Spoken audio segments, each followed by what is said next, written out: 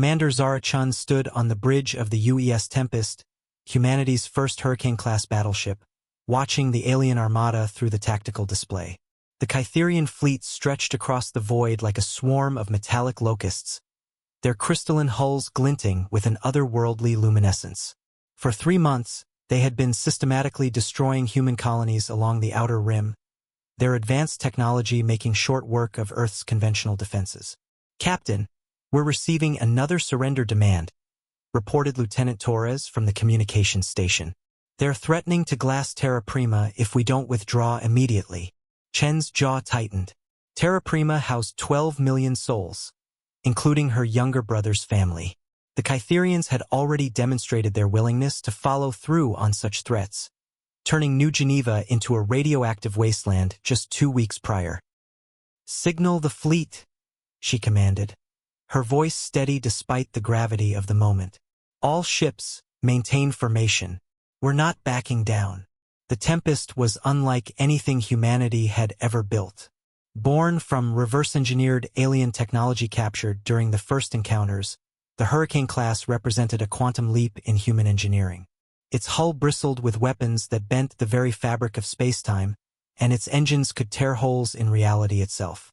But it had never been tested in actual combat. Admiral Vas Karelian, the legendary strategist who had designed the Hurricane project, appeared on the holographic display from his flagship. His weathered face bore the weight of humanity's desperate gamble. "Chun, you understand what's at stake here. If the Tempest fails, we lose more than just this battle, we lose hope itself." "Understood, sir," Chun replied, her hands gripping the command rail. "All systems are green.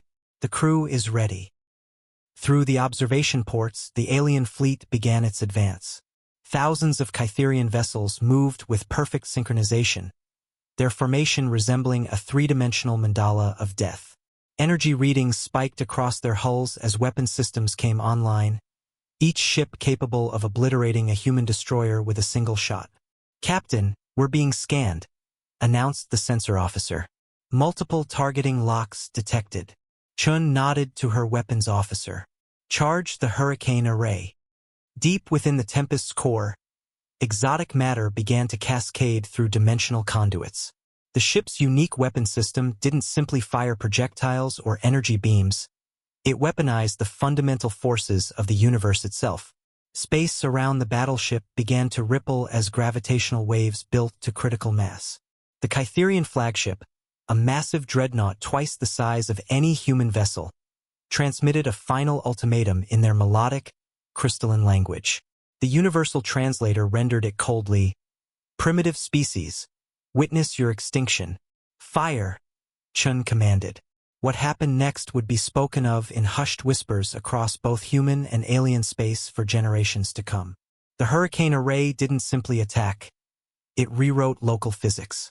A sphere of distorted spacetime erupted from the Tempest, expanding at near-light speed toward the alien fleet. Ships caught in its wake didn't explode or burn.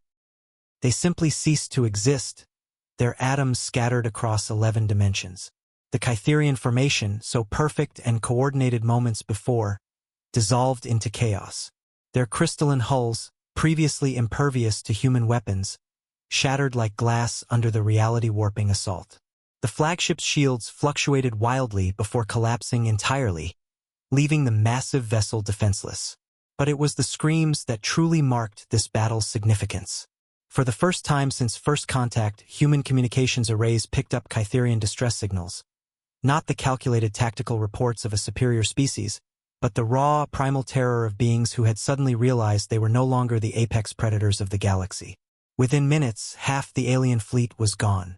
The survivors broke formation and fled toward the edge of the system, their retreat broadcast across every frequency. The message was clear. Humanity was no longer prey. Standing on the bridge of the Tempest, surrounded by the awed silence of her crew, Commander Chun watched the alien fleet disappear into hyperspace.